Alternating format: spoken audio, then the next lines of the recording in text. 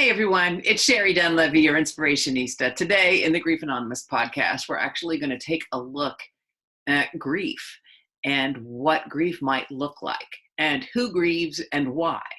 Because the first thing that we always associate grief with is someone who is mourning the death of someone that they love. And that is the number one reason of someone who is going through grief. In fact, when you talk about the definition, Merriam-Webster's definition is of grief is a deep or poignant distress caused by or as if by bereavement, a cause of such suffering. So it is the number one cause of grief is death. That makes sense, right? And a lot of us, almost all of us, will be grieving the loss of someone we love. So it could be a grandparent. Usually, like if we're looking at the order of things in life as we expect them to happen, we look at it as grandparents, and then maybe some aunts and uncles, and then and maybe your parents, and then maybe siblings, okay? But that's in a perfect world of how things would go, and just because it might happen in that kind of natural progression or order doesn't mean that you're going to be less sad because they died in a way that made sense or was in order, which was ridiculous, because it's someone that you loved, someone that you cared about, and they're no longer here. When it gets complicated is when it's out of sequence. For example, when my husband and I lost our son, Brandon, 29 days old.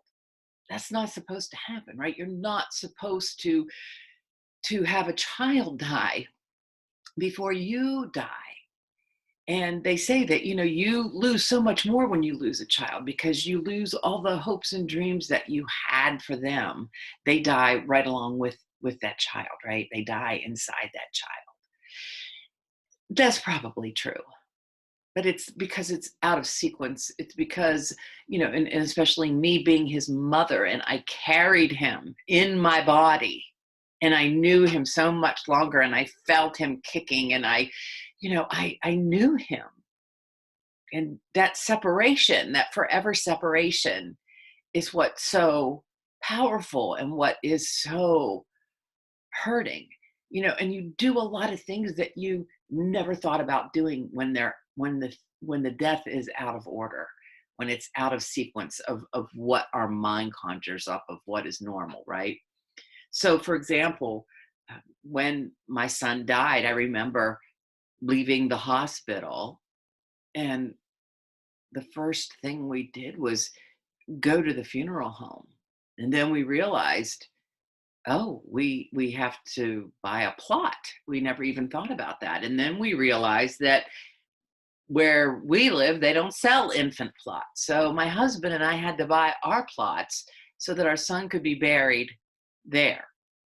So those aren't things that you're thinking of when you're a new and young parent, right? And it's not normal, and it's out of order, and that grief is a little bit more complicated.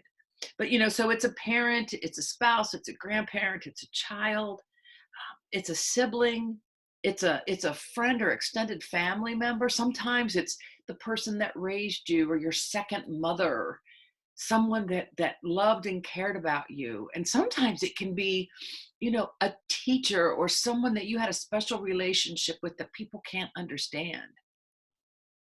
And look at the grieving that took place when Kobe Bryant died. And I would guess to say that 95% of the people mourning his death have never met him, maybe never even saw him play in person. But there's something that connects us to that person. And when the finality happens, the end of their life, the end of their chapter on this earth, that foreverness of never seeing them again, it can do a number on us. That's grief. That's grief. And so while we can grieve the people that have left us permanently here on this earth. They're no longer living. Grief can also look like divorce, right? Because that's the end of a marriage. You are grieving the end of something, the loss of a spouse in another way. You can also grieve when you lose your job, due to downsizing or being fired or, laid off or retirement. So many of us, we assign our identity to our job, right? And then when that job is no longer there, we question who we are. And our life can be turned upside down. So we can actually grieve the loss of a job.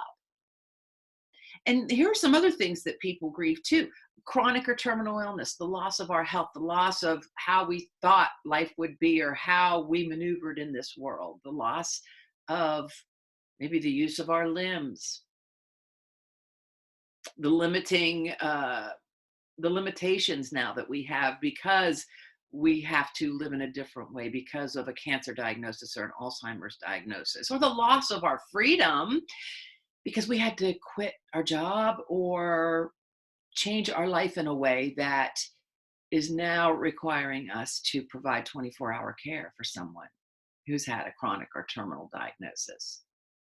There's so many things that we can grieve. How about this? Grieving your community, your school, the people that you've always surrounded. Think about foster children and how they're moved from their family to foster family, moved to different communities, even people in the military. People who are uprooted from their homes, their communities, their schools, and then they move somewhere else. That's a loss. That's something people can grieve. And these last two, mental illness and addiction, so much stigma is attached to both of those. And yet that is something that people grieve. The people who love them are grieving the people that they used to know and the people that they knew the potential that they had, and that is lost. And for the person themselves, how they can't make sense out of their life anymore, of how it's taken a big downturn. So those are things that people grieve also. So it's not just death. It can be another kind of loss. People grieve loss, right? So when we think of people grieving, what do we think of? Automatically, we think about people crying, so sad, so depressed, having breakdowns, being lonely, feeling isolated. That's pretty much what grief looks like. I mean, and that is, in your mind's eye, when you picture someone grieving, you picture them with their head down, maybe closed off, maybe crying or clutching onto something. The lowest of the low. There are a couple pieces of art, two sculptures that come to mind to me. The first one is as a man who looks fine on the outside. It's a metal sculpture, and the man is sitting, down, and he's looking like this, and it's the outline of a man, and the inside of him is all hollow. Like a piece of him is missing, right? That's what grief feels like. But it also feels like the one where you see it's a cage, a netted cage, and it's filled with rocks, and it has a person just down on the ground, and that cage, which is in the form of a person, is just weighed down by the heaviness of the sadness. That's what our mind's eye goes to when we're thinking of grief, right? So that is the traditional thought of what grief is. But grief can also look like this. And I want people to recognize this, because sometimes we misconstrue grieving people as troublemakers. And that's not the case. It's usually the case of not knowing what emotions are going to be coming up, not knowing how to react to it, not having complete control over really what is happening. So grief can also look like fear. All of a sudden, a person is afraid to go on. Sometimes they're afraid to let go of that sadness. Sometimes they're afraid to leave their house. Sometimes they're afraid to leave their family. They are afraid of everything because the world has just been turned upside down. A lot of times, grief looks like anger.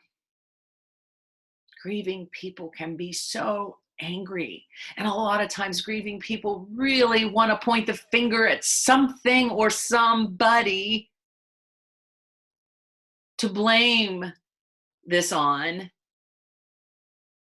And let me tell you, sometimes anger is so much easier to feel than crying, than sadness. Anger, there's just a satisfaction that comes from that anger. The sadness almost makes you feel like anger, you can get it out.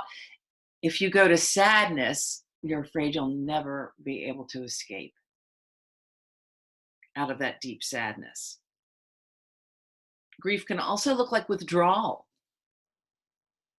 People who are engaged in life just suddenly don't seem interested in anything at all.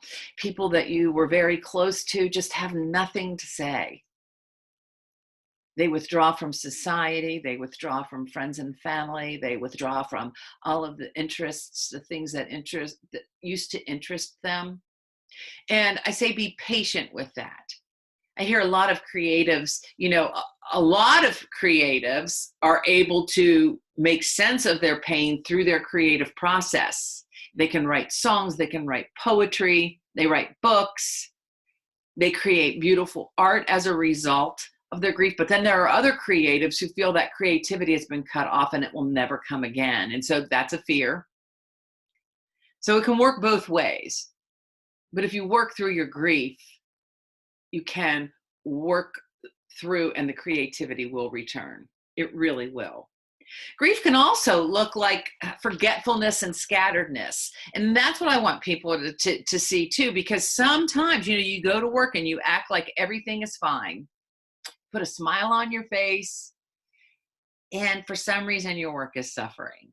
You're forgetting deadlines. You're forgetting details that you always have. Your thoughts are scattered. You are in a conversation, but yet you're not in a conversation. You forget what you were going to say. This happens a lot of times.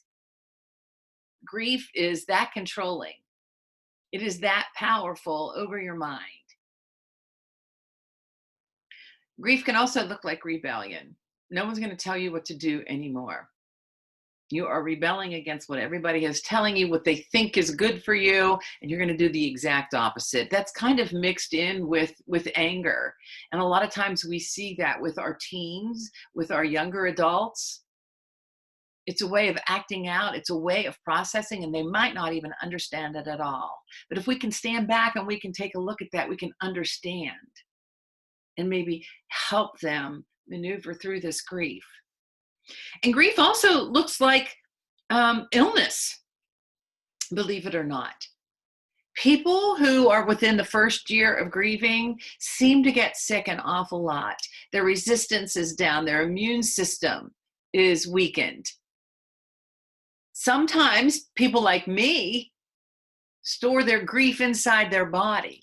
You see, when my son died, I still had a 3-year-old at home, and he needed a mom.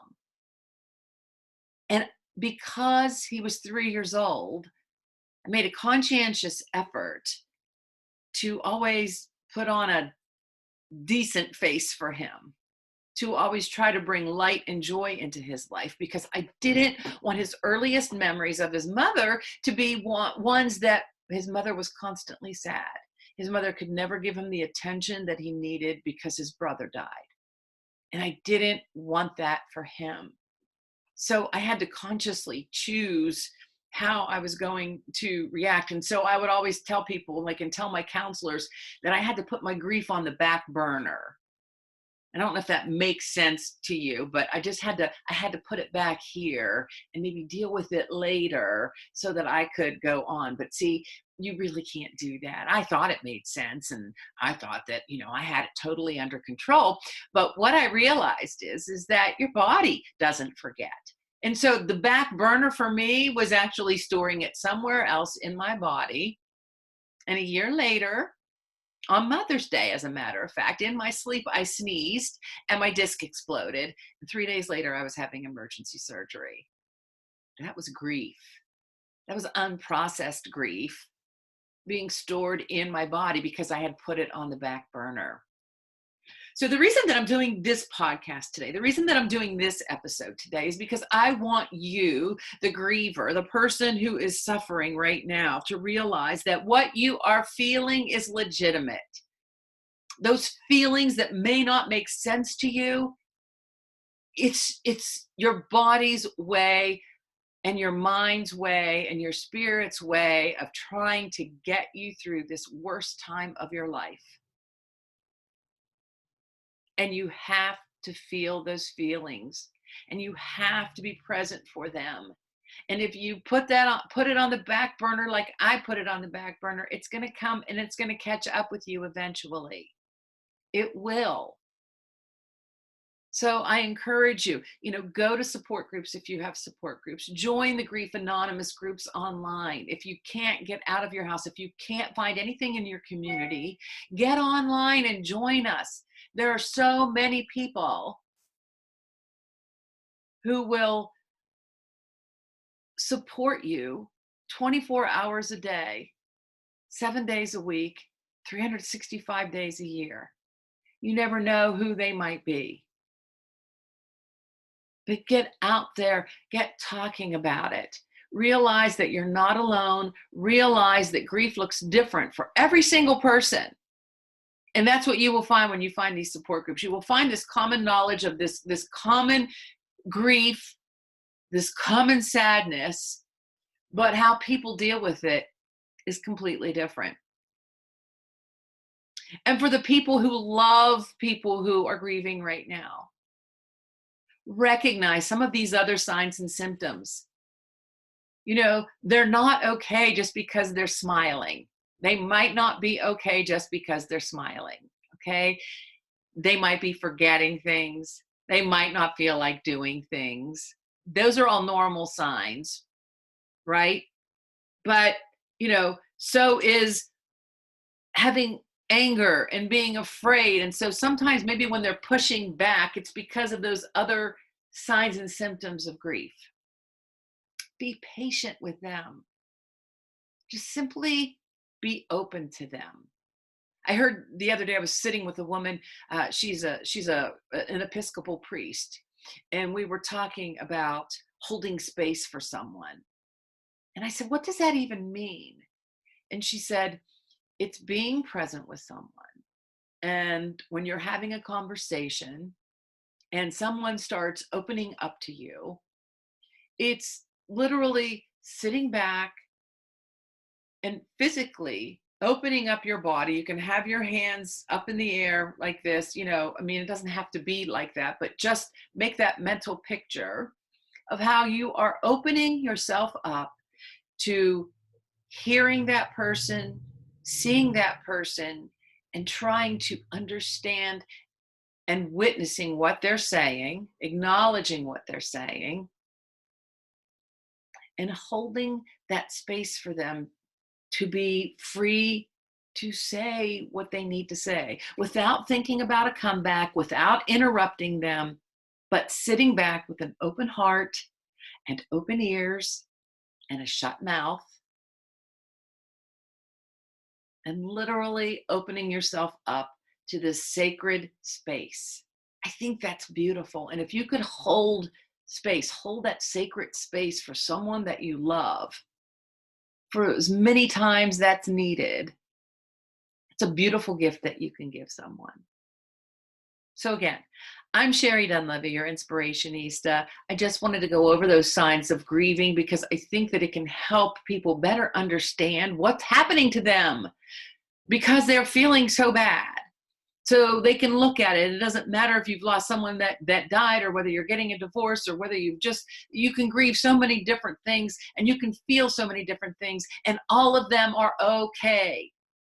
And for those of us who love people that are going through that, it helps us better understand it. It helps us be able to support them, hold space for them, love them, lift them up, and hopefully carry them through. Thanks for listening, and we'll be back with another edition of the Grief Anonymous podcast soon.